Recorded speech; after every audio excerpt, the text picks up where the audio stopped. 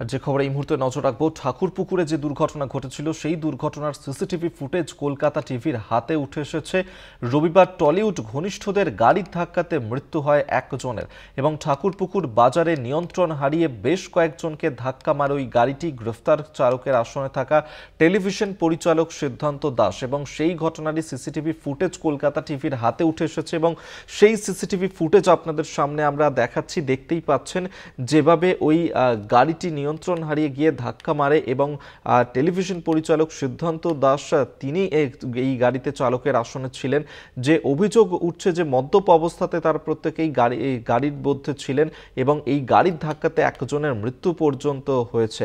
রবিবার টলিউডে ঘনিষ্ঠদের গাড়ির ধাক্কাতে মৃত্যু হয় একজনের। ঠাকুরনগরে যে দুর্ঘটনা ঘটে সেই ঘটনার সিসিটিভি ফুটেজ এই মুহূর্তে কলকাতা টিভির হাতে উঠে এসেছে। সেই সিসিটিভি ফুটেজ আপনাদের সামনে আমরা দেখাচ্ছি।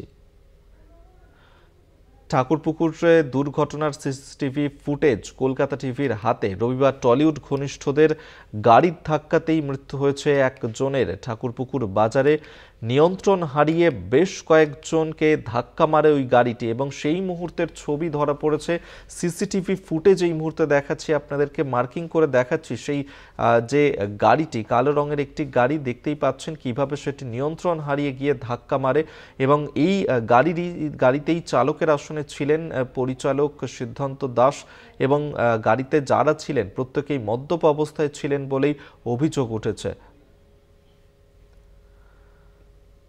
ঠাকুরপুকুরে বাজারে নিয়ন্ত্রণ হারিয়ে বেশ কয়েকজনকে ধাক্কা মারে গাড়িটি এবং গাড়ির মধ্যে যারা ছিলেন প্রত্যেকেই সেখানে মদ্যপ অবস্থায় ছিলেন এবং পুলিশ তাদেরকে সেখানে আটক করে এবং এই যে দুর্ঘটনা সেই ঘটনাতে একজনের মৃত্যু পর্যন্ত হয়েছে।